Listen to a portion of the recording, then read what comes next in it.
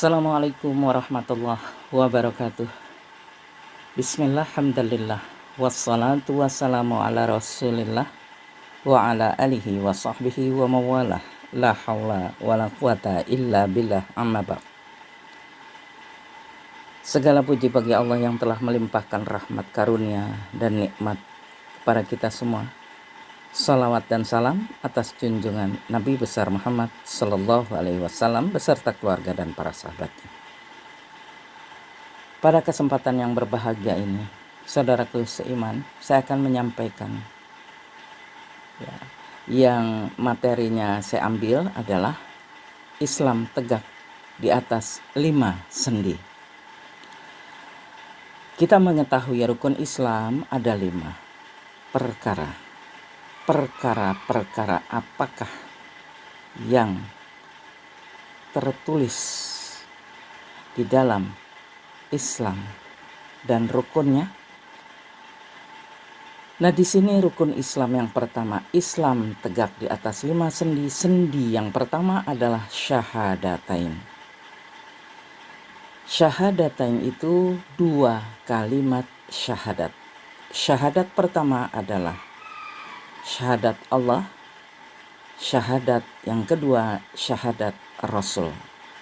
Sedangkan syahadat Allah,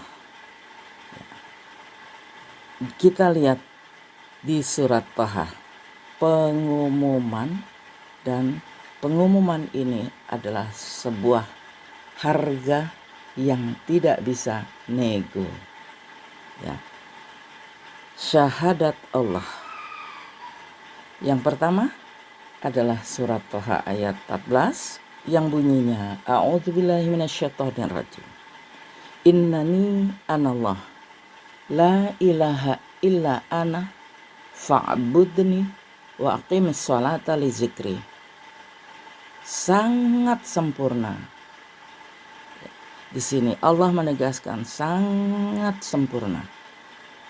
Sesungguhnya aku Allah. Pengumuman, tidak ada Tuhan selain aku. Sembahlah aku, dirikanlah sholat untuk mengingatku. Inilah pemberitahuan yang sangat sempurna. Allah itu adalah Tuhan yang sebenarnya. Ini pernyataan Allah. Jadi kalau Al-Quran telah dibacakan, apalagi yang harus kita yakini? Fabi ayyi hadisin ba'dahu yu'minun. Ketika Al-Quran dibacakan, masih juga belum percaya, perkataan apalagi yang harus kamu yakini? Yang kedua adalah syahadat Rasul, di mana Allah memberitahu bahwa Rasul adalah Muhammad Rasulullah. Ini adalah benar adanya. Di surat Al-Fatah ayat 29, Muhammadur Rasulullah. Muhammad itu adalah Rasul Allah. Kata siapa? Saudaraku seiman, kata Allah. Jadi kita gak bisa lagi menolak kerasulan Nabi Muhammad Sallallahu Alaihi Wasallam. Itu adalah pengumuman dari Allah. Muhammadur Rasulullah. Muhammad itu adalah Rasul Allah. Walaupun yang lain tidak mengakui, tetap Allah mengatakan dia adalah Rasul Allah. Nah, disambung lagi surat Saba 28. Wa ma arsalnaka illa kafatan linnas. Kami mengutusmu Muhammad untuk seluruh umat manusia. Jadi di sini Allah mengutus Rasulullah bukan untuk umat Islam, saudaraku seiman. Allah mengutus Rasul untuk seluruh umat manusia. Allah adalah Tuhan manusia, Allah adalah Tuhan alam semesta, Allah adalah Tuhan langit dan bumi. Sedangkan Allah segala-galanya di alam semesta ini, maka dia memilih manusia pilihannya untuk menjadi utusannya adalah Rasulullah Sallallahu Alaihi Wasallam. Diakui tidak diakui, Rasulullah itu adalah utusan Allah, ya. Nah, setelah itu rukun Islam yang kedua. Yang pertama syahadat tauhid, syahadat Rasul. Ke atas vertikal bertauhid, horizontal berakhlak. Jadi orang yang bertauhid berakhlak. Akhlak yang pertama menyembah Allah. Akhlak yang kedua adalah pengakuan bahwa Muhammad adalah Rasulullah. Maka Allah menegaskan, ya, ati Allah wa atiur Rasul la'allakum turhamun. Taatlah kepada Allah, taat pula kepada Rasul, supaya kamu mendapat rahmat. Ali Imran 132. Taat kepada Allah, taat kepada Rasul, itu adalah rahmat. Ya. Nah, kita beralih kepada rukun Islam yang kedua, yaitu salat. Ya, kita harus mengetahui dan perlu kita ketahui bahwa untuk rukun Islam, salat inilah yang Rasulullah diangkat ke langit. Untuk yang lain seperti puasa, zakat, haji, itu malaikat yang turun, saudaraku seiman. Tapi untuk salat, Rasulullah yang diangkat.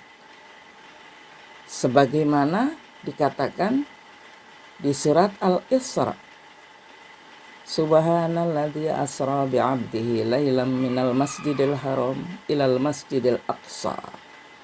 Allah telah mengangkat, dengan kesucian Allah, Allah telah mengangkat hambanya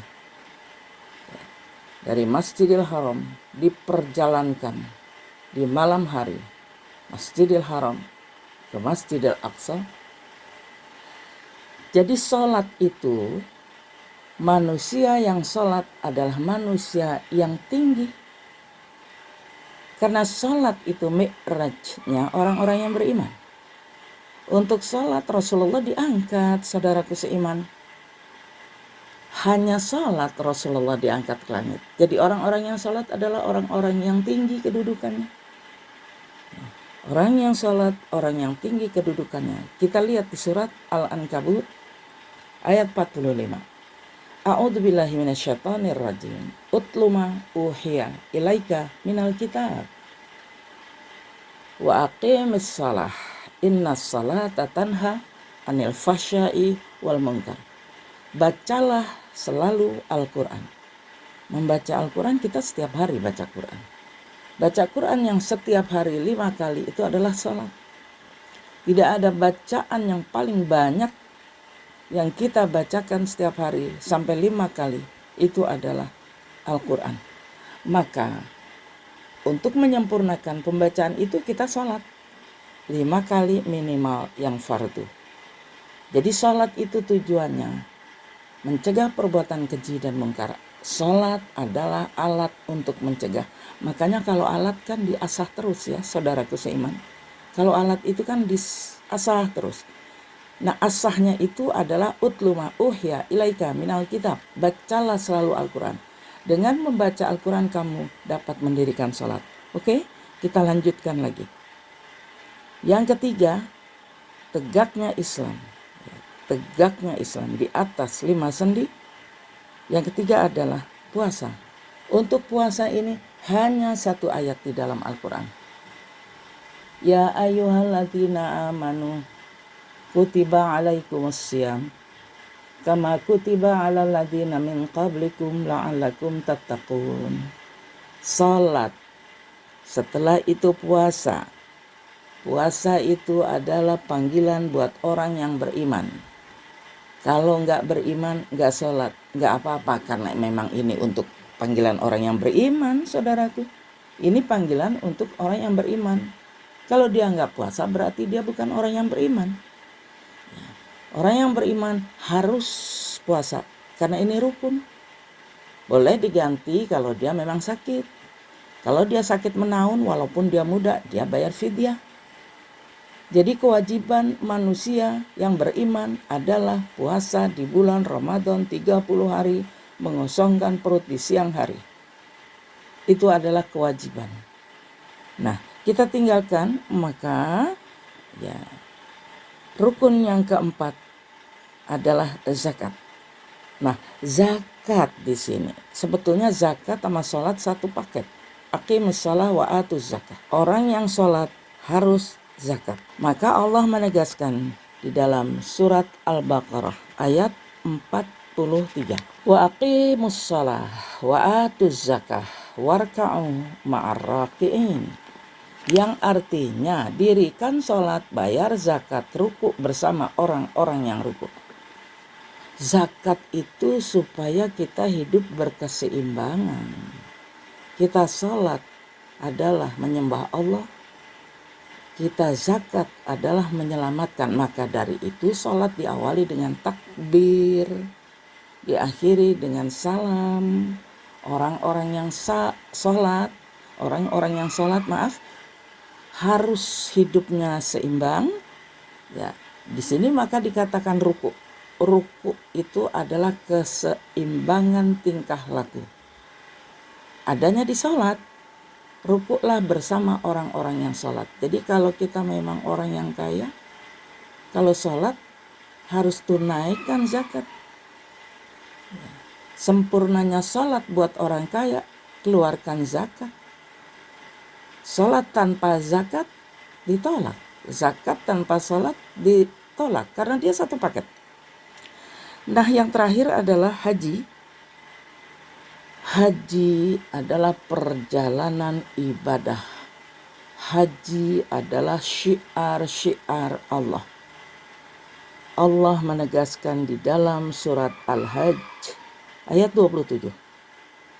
Wa adzin finnas bil hajj ya'tuka rijalan wa ala kulli dhamiri ya'tina min kulli fajjin amiq liyashhadu manafi'a lahum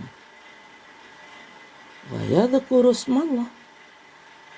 Haji, perintah Allah menegaskan, umumkanlah, beritakanlah kepada manusia untuk mengerjakan haji, niscaya mereka akan datang kepadamu dengan berjalan kaki dan mengendarai onta yang menjadi kurus karena perjalanan yang jauh. Tujuan haji adalah liyashhadu manafi'a lahum, supaya mereka dapat menyaksikan, supaya mereka memperoleh manfaat. Setelah mereka memperoleh manfaat, dia menyebut nama Allah. Jadi haji tujuannya untuk memperoleh manfaat, karena di sana banyak manfaatnya yang kita lihat. Waktu kita tawaf keliling, waktu kita sa'i, kita lari-lari dari Safa Marwah. Waktu kita tawaf Hajar Aswad, kembali ke Hajar Aswad.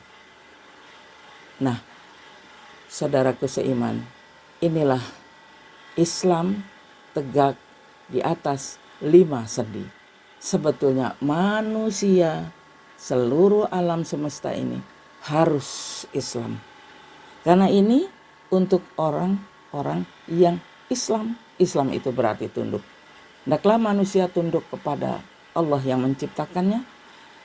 Nah, saudaraku seiman, kiranya ini yang dapat saya sampaikan. Materinya adalah Islam tegak di atas 5 sendi. Mudah-mudahan bermanfaat. Allah bersama kita. Kebenaran hanya datangnya dari Allah. Akhirnya, Assalamualaikum warahmatullahi wabarakatuh.